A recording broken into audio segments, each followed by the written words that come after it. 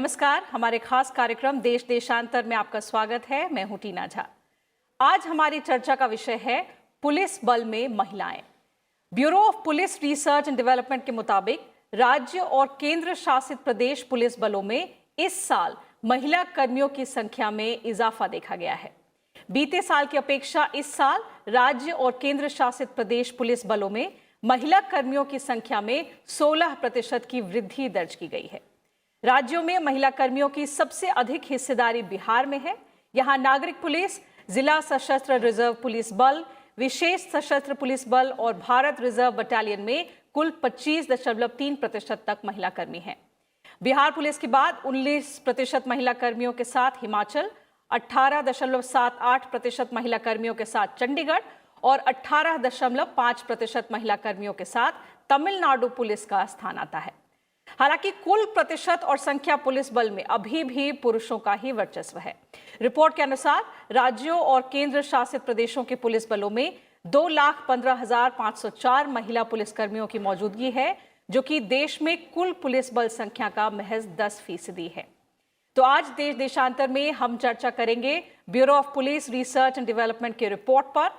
Expert से समझेंगे कि वो क्या कारण रहे हैं जिनकी वजह से पुलिस बल में महिलाओं की वृद्धि दर्ज हो रही है, और साथ ही उनकी हिस्सेदारी को आने वाले समय में और कैसे बढ़ाया जा सकता है। तो इसके लिए हमारे साथ 3 खास मेहमान जुड़ चुके हैं। आपका परिचय उनसे करा देती हूँ। हमारे साथ हैं Meera Chadha Borwankar, retired IPS officer हैं और पुणे की कमिश्नर ऑफ पुलिस भी रह चुकी हैं। साथ ही हमारे साथ हैं D Roopa, inspector general of police Karnataka, और mister Brajesh Singh, IG Maharashtra police. आप सभी मेहमानों का स्वागत है राज्यसभा टीवी पर। मीरा मैम, आपसे शुरुआत करना चाहूंगी। 16% वृद्धि दर्ज हुई है महिलाओं की पुलिस बल में, इस पर आपकी क्या प्रतिक्रिया है? ये एक बहुत ही वेलकम स्टेप है, मैं ये कहना चाहूंगी। बहुत राज्यों में महिलाओं के लिए आज 30 से 33% रिजर्वेशन है। पहले महिलाएं इसको जितना रिस्पांस देना चाहिए था नहीं दे रही थी। फैमिली ट्रेडिशन और पुलिस मेल डोमिनेटेड डिपार्टमेंट है, यहाँ काम करना का जो टाइम है, समय पे पाबंदी नहीं है, सुबह रात कभी भी काम पे, इमरजेंसी पे जाना जा सकता है, इसलिए महिलाएं प्रतिसाद नहीं दे रही थी। आज हमारे देश में महिलाओं में जागरूकता है, वो अपनी इच्छा के अनुसार अपना प्रोफेशन ढूंढना मांग रही हैं, और उन्हें पुलिस एज ए प्रोफेशन अच्छा लग रहा है। उनको लग रहा है कि यूनिफॉर्म में एक ऐसी ताकत है जिसके यूज से, जिसके प्रयोग से वो समाज में सुधारना ला सकती हैं। इसलिए महिलाएं आज बहुत बड़े प्रमाण में पुलिस में आ रही हैं, और हमारी ये इच्छा रहेगी कि और भी महिलाएं हर लेवल पे, फ्रॉम DG टू कांस्टेबल, महिलाएं पुलिस डिपार्टमेंट में आए। बिल्कुल, तो उनकी हिस्सेदारी को कैसे बढ़ाया जाए, इस पर हम अभी चर्चा को बरकरार रखेंगे। डी रूपा जी, आपके पास आना चाहूंगी। जाहिर है कि महिलाएं आगे आ रही हैं। पहले वो पुलिस फोर्स ज्वाइन करने से थोड़ा घबराती थी, अब वो फैमिली और सोसाइटल प्रेशर से आगे बढ़ चुकी हैं। लेकिन सरकार के कदम अगर देखें तो आपकी नज़र में वो कौन से ऐसे कदम उठाए गए हैं बीते कुछ वर्षों में जिन्होंने महिलाओं को पुलिस बल ज्वाइन करने में मदद की है, उनको प्रोत्साहन दिया है? पहले तो सोसाइटी में काफी चेंजेस आ गए हैं। It's not just women who are deciding, लेकिन उनके एनवायरनमेंट में जो भी चेंजेस है वो भी सफल हुए हैं। इस कारण to this factor that more women are coming into police service. अगर फैमिली में इन लॉज या स्पाउस अगर कह दे कि ये तो पुलिस नौकरी में मत जाओ, उसमें बहुत दिक्कत है, कभी भी जाना पड़ता है, यूनिफॉर्म तो मर्दों जैसा है, ये सब अगर कहेंगे तो even if the woman wants, शायद वो ज्वाइन कर ना पाए। लेकिन ये चेंजेस हो रहे हैं, सबके माइंडसेट में हो रहे हैं, शिक्षा के कारण भी, और काफी वेस्टर्नाइजेशन, मॉडर्नाइजेशन इफेक्ट, या जो भी कहिए, उन सब की वजह से विमेन एम्पावरमेंट जो बड़े तौर पे हो रही है, उसका असर है कि काफी महिलाएं विमेन पुलिस फोर्स में भी आ रही हैं। और सरकार से क्या हुआ है, मतलब अगर आप पूछे तो in many states, I think in almost all states, at various lower ranks, reservation है महिलाओं को in police force. मेरे स्टेट में up to the rank of DSP, मतलब constabulary level, sub inspector level और DSP लेवल, जो लोक सेवा आयोग, स्टेट लोक सेवा आयोग से आते हैं, वहां तक विमेन को रिजर्वेशन है पुलिस सर्विस आने के लिए. ऑफ कोर्स IPS में नहीं है, UPSC में नहीं है, पर ये भी कारण है कि रिजर्वेशन आरक्षण की वजह से काफी विमेन की संख्या अभी पुलिस फोर्स में बढ़ गया है. और as I said, women empowerment, and everybody now wants to come into police force, because I think especially in IPS, though there is no reservation, women who come into, who put their choice as IPS, one of their choices, वो ये सोच के करती हैं कि this is not just a male dominated field, we can do better perhaps, that's what they think, and they have been effective in that. तो ये mindset change होने के कारण काफी महिलाएं हैं. If you see the example of Mrs. Kiran Bedi, I think जब वो मैडम ने ज्वाइन किया था, तब तो शायद महिलाओं को एंट्री नहीं थी, but she had to struggle and she had to get in. So after that it paved the way for many more women. Yes. तो यही कारण. ठीक है, मिस्टर सिंह आपके पास आना चाहूंगी. तो जैसा कि हमारे दोनों पैनलिस्ट बता रहे हैं कि कई तरह के चेंजेस आए हैं माइंडसेट में, फैमिलीज में, सोसाइटी में. सरकार द्वारा कई तरह के कदम उठाए गए हैं, जैसे कि आरक्षण दिया गया है महिलाओं को प्रोत्साहित करने के लिए. लेकिन फिर भी अगर देखें, वृद्धि दर तो 16% हुई है, लेकिन कुल पुलिस बल के मुकाबले अभी भी केवल 10.3% ही है. तो महिलाओं की हिस्सेदारी को पुलिस बल में और बढ़ाने के लिए क्या कदम उठाने की जरूरत है आपकी नजर में? देखिए, सरकारी पॉलिसीज में जैसा रिजर्वेशन की बात की गई, कंपलसरी रिजर्वेशन की, इस तरह के कई कदम उठाए गए हैं. जैसे महाराष्ट्र में भी 30% का रिजर्वेशन है. तो देखिए, अभी तक जो पूरा फोर्स था, जैसे महाराष्ट्र में 2 लाख के से ज़्यादा हमारा संख्या बल है पुलिस का, तो अभी तक ये एक समय तक पूरा मेल पुलिस फोर्स था. लेकिन जब से महिला रिजर्वेशन आया है, मैंने देखा है कि पुलिस भर्ती में ये ओवर सब्सक्राइब्ड है. ऐसा नहीं कि महिलाएं कम आ रही हैं. मतलब अगर 100 पोस्ट हैं तो उसके लिए हजारों महिलाएं एप्लीकेशन करती हैं. ये एक बहुत एनकरेजिंग बात है. सिमिलरली देखिए, देश में बहुत अच्छे महिला पुलिस के रोल मॉडल्स हैं हमारे पास में. मीरन मैडम है, I was trained under her. Dilrupa herself is a leading light. इस तरह हमारे सामने सक्षम महिलाएं हैं जो पुलिस फोर्स को अच्छे तरीके से लीड कर रही हैं. इसके अलावा कई पॉलिसी चेंजेस हुए हैं, जैसे जिसको आप ट्रेडिशनली बहुत ही मेल डोमिनेटेड फील्ड मानते थे, आज उस तरह की फिजिकलिटी की जरूरत नहीं, फिजिकल वायलेंस की जरूरत नहीं. धीरे धीरे क्राइम जो हो रहा है वो टेक्नोलॉजी पे शिफ्ट हो रहा है. तो यहाँ पर कोई जाकर आपको हर जगह भीड़ रोकने की जरूरत नहीं है, आपको अलग तरह के स्किल्स की जरूरत पड़ती है. ये सारे स्किल सेट महिलाएं ज्यादा अच्छे तरीके से प्रोवाइड कर सकती हैं. और इस सब को मद्देनजर रखते हुए आप देखें तो इनफ्लो पुलिस में महिलाओं का बढ़ रहा है. खासकर अर्बन पुलिसिंग में आप देखें तो इवन ट्रैफिक पुलिस या जहाँ जहाँ पर पब्लिक इंटरफेस होता है, एक ह्यूमनाइजिंग इन्फ्लुएंस आता है. महाराष्ट्र में आप देखें तो महाराष्ट्र सरकार ने ये भी अनाउंस किया है कि ऑल वुमेन पुलिस स्टेशन हर डिस्ट्रिक्ट हेडक्वार्टर में शुरू किए जाएंगे. सिमिलरली हमारे यहाँ जो सबसे, जिसको आप मेल डोमिनेटेड पैरामिलिट्री फोर्स कहते हैं, state reserve police force, it is being headed by a woman. और अब तो एक हमारे यहाँ बटालियन बन रही है, ऑल वुमेन बटालियन बनने जा रही है for state reserve police force, जो कि एक पैरामिलिट्री एक्चुअल में जो यूज ऑफ फोर्स करता है, समय आने पर जब जरूरत पड़ती है तो यूज ऑफ फोर्स करता है, उसके लिए भी वुमेन बटालियन बन रहा है. अगर आप CRPF देखें तो women have done very well in central reserve police forces. तो ओवरऑल मुझे लगता है कि काफी पॉजिटिव एक्सपीरियंस रहा है, right from humanising the police force to improving police community relations. और मुझे लगता है ये एक वेलकम स्टेप है. धीरे धीरे हर स्टेट ने इसको फॉलो करना चाहिए. महाराष्ट्र हमेशा से काफ़ी फॉरवर्ड लुकिंग रहा है. हमारे यहाँ नेशनल एवरेज से ज़्यादा पुलिस में विमेन ऑलरेडी हैं और it is a welcome trend. Tina ji. Sir, आपने बहुत ही अच्छी बात कही कि धीरे धीरे इनफ्लो बढ़ रहा है विमेन पार्टिसिपेशन का अलग अलग पुलिस बलों में, लेकिन अगर केंद्रीय सशस्त्र बलों की बात करें तो वहां अभी भी महिलाओं की हिस्सेदारी काफी कम है, केवल 2.9% बताई जा रही है इस रिपोर्ट के मुताबिक। ऐसा क्यों है? क्या महिलाओं को फिजिकली अभी भी कमजोर माना जा रहा है, या ऐसी कौन सी वजह है जिसकी वजह से यहाँ उनकी भागीदारी कम दिख रही है? जहाँ पर केंद्रीय ये बल हैं, वहाँ पर उनकी रिक्रूटमेंट पॉलिसीज में ऐसा रहा होगा कि अभी तक वहाँ पर टोटली मेल डोमिनेटेड रहा होगा, इन द सेंस कि वहाँ ना विमेन्स रिजर्वेशन है ना विमेन का रिक्रूटमेंट था। तो जहाँ रिक्रूटमेंट नहीं था वहाँ पर नेचुरली विमेन का परसेंटेज कम है। जहाँ जहाँ ये चीज़ ओपन हो रही है, जैसे आप देखिए इवन आर्मी में अब आर्मी ने विमेन को लेना शुरू किया है। ऐसा सिर्फ इतना ही इम्पोर्टेंट नहीं है कि विमेन को एंट्री दी जाए, एंट्री देने के बाद आप उनको किस तरह के रोल्स देते हैं। जैसे कि आपने सपोज कीजिए विमेन कांस्टेबल्स ले भी लें और उनको आप अगर इन्वेस्टिगेशन या इंपॉर्टेंट इस तरह का काम नहीं दे रहे हैं तो वो भी गलत होगा। सो ये सिस्टमिक चेंजेस हैं, ये धीरे धीरे आ रहे हैं, ये वेलकम है।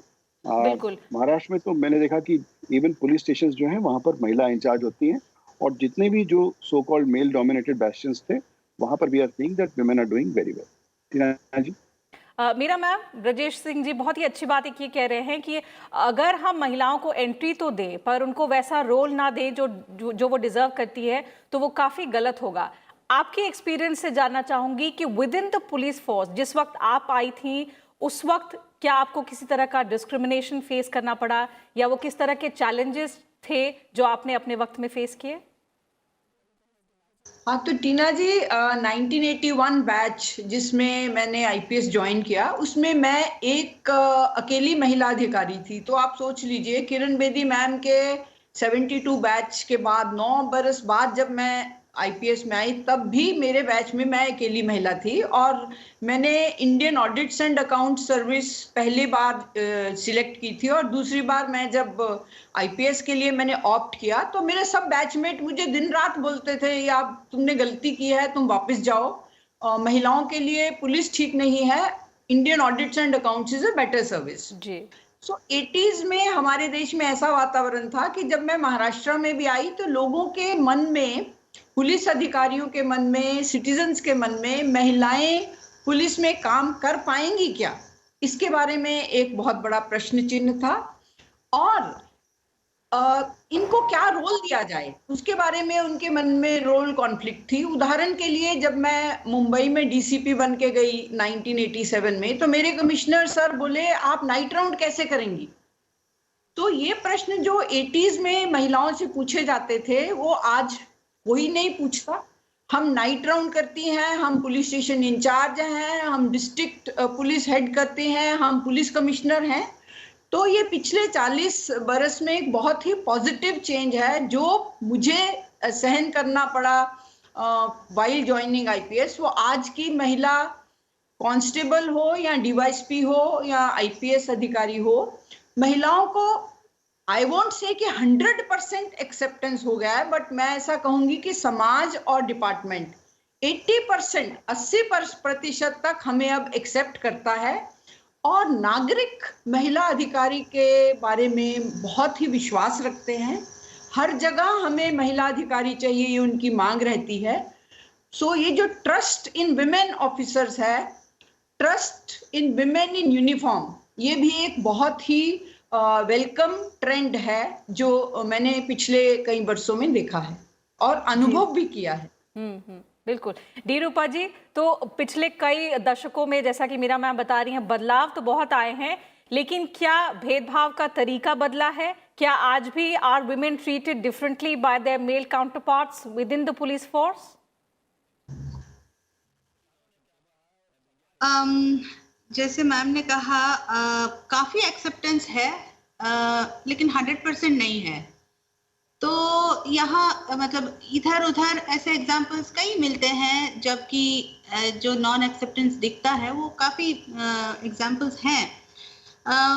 मेनी अ टाइम महिलाओं को of course because they are very good in soft skills, अच्छे तरह से बात करती हैं, पेश आती हैं, तो उनको रिसेप्शनिस्ट के तौर पे रख लेते हैं पुलिस स्टेशन में। मतलब जैसे किसी विजिटर या मतलब कोई भी आता है, whether it's a man or woman, उनसे पूछो कि क्यों आए हैं, क्या केस है, कॉग्निजेबल केस है तो केस रजिस्टर करना है, नहीं करना है तो सलाह दे के भेज देंगी कि कहाँ जाना है।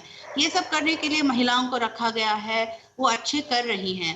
फिर जहाँ भी लॉ एंड ऑर्डर प्रॉब्लम होता है और प्रोटेस्टर्स महिलाएं होती हैं, उनको कंट्रोल करने के लिए विमेन पुलिस को यूज किया जाता है। वहाँ भी काफी मतलब वहाँ भी that is where they are put on job. Yes. जब अरेस्ट होता है तब भी when there is a woman who has to be arrested, तब महिला पुलिस को यूज किया जाता है। लेकिन जो महिलाओं के लिए है मतलब उतना ही सीमित नहीं करना चाहिए। जनरल तौर पे महिला पुलिस भी काफी कुछ कर सकती हैं। फॉर एग्जाम्पल उनको काफी कुछ चीजों में अंडर एस्टिमेट किया हुआ है। जैसे कि देखिए इन्वेस्टिगेशन में in my own experience I feel कि मैं जब एक पुलिस स्टेशन में गई थी, जब मैं एसपी थी, मैंने उस केस में जब आरोपी से अक्यूज्ड से बात किया तो मुझे काफी इंफॉर्मेशन मिला जो तब तक जिसने जो मेरे सबऑर्डिनेट्स ने मतलब सब इंस्पेक्टर ने और इंस्पेक्टर ने उसको इंट्रोगेट किया था, उससे भी ज्यादा मुझे काफी इंफॉर्मेशन मिला। तो ये दिखाता है कि कहीं महिलाएं काफी एलिसिट कर सकती हैं वो अक्यूज्ड से, मतलब अच्छे से पेश आएंगी, बात करेंगे। तो कैसे तो I have felt all the time, many times I have felt this कि the accused have given more information to me. तो ये एक एरिया है जहाँ पे investigation is still male dominated, and of course if the sub inspector is there jurisdictional, then she will investigate. But and not just accused, I think even when we talk about victims, Brajesh Singh जी आप अगर मेरी बात से सहमत हो, अगर हम victims की भी बात करें, खास करके जब हम क्राइम्स अगेंस्ट वुमेन की बात करते हैं तो महिला पुलिस कर्मियों का होना विक्टिम्स के लिए काफ़ी मददगार साबित होता है। विमेन पुलिस पर्सनल ज़्यादा सेंसिटिव होती हैं, ज़्यादा प्यार से बात करती हैं और जैसा कि रूपा जी कह रही हैं कि ज़्यादा इन्फॉर्मेशन भी वो ले पाती हैं। सहमत हैं इस बात से? क्या ऐसा आपने एक्सपीरियंस किया है?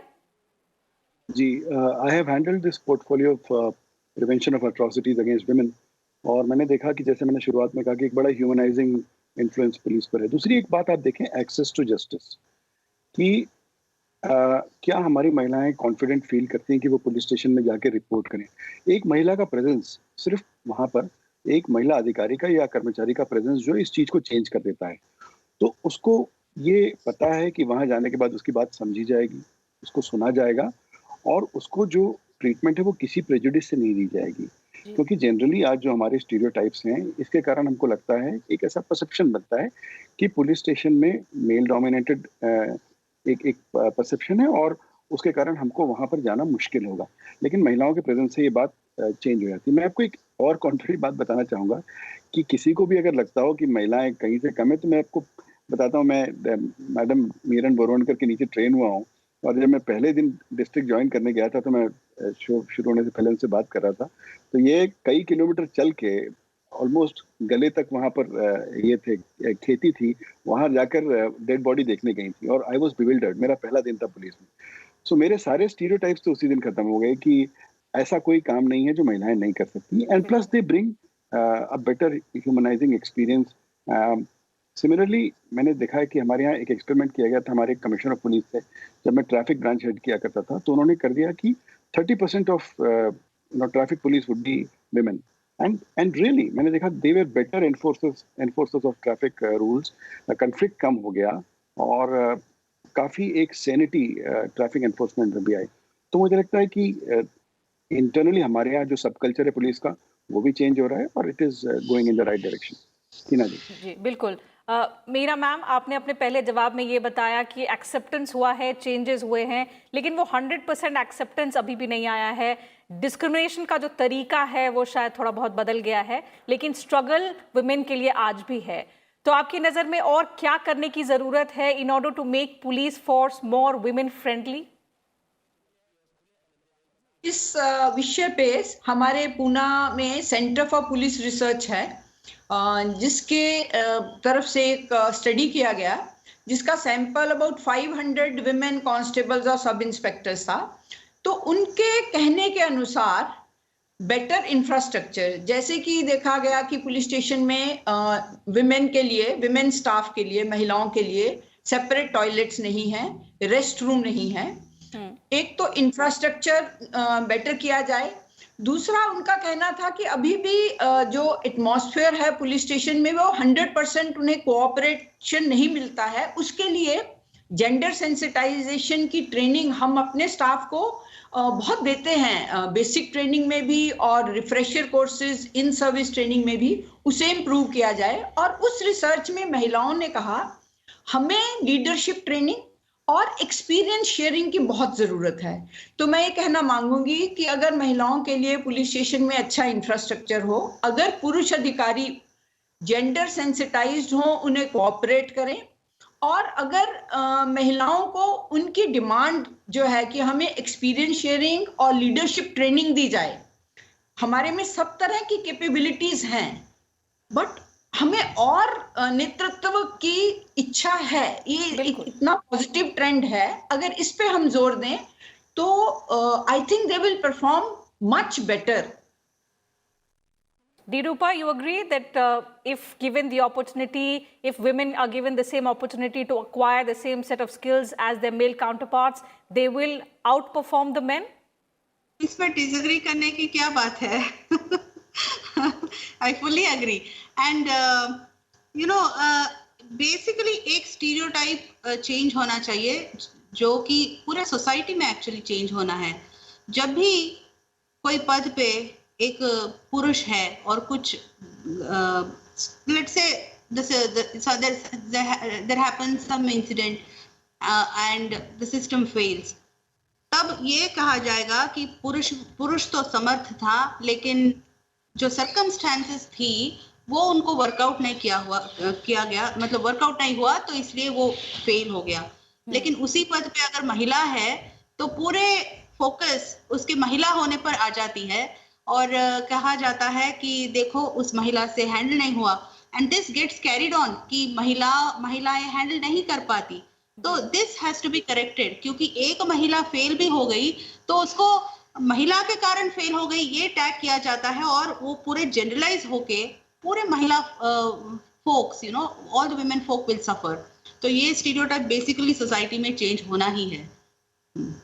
ब्रजेश सिंह जी, जेंडर सेंसिटाइजेशन एक बहुत ही अहम मुद्दा है। From a male point of view, अगर आप बताना चाहें कि महाराष्ट्र में इस ओर क्या कदम उठाए जा रहे हैं और जेंडर पैरिटी बरकरार रखने के लिए, जेंडर पैरिटी को बढ़ावा देने के लिए किस तरह के कदम उठाए जा रहे हैं? जैसे मैंने बताया कि आपको काफ़ी स्पेशल हमारे यहाँ यूनिट्स खुल रहे हैं।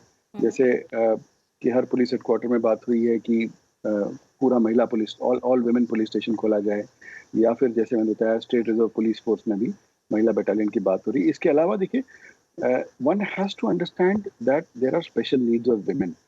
कि अगर आप पुलिस स्टेशन बना रहे हैं, आपके पास चेंजिंग एरियाज नहीं है जहाँ वुमेन को खुद को सेफ नहीं लगे, तो ये ठीक नहीं होगा। ट्रैफिक में हमने एक बात देखी कि हमने वुमेन कांस्टेबल्स पोस्ट तो कर दिए सारे ट्रैफिक इस पे, लेकिन बाद में सब हमारे पास वापस आई। उन्होंने बोला कि देखिए आसपास में देयर आर नो वॉशरूम्स, क्योंकि मेल्स के लिए it's easy to go to any washroom.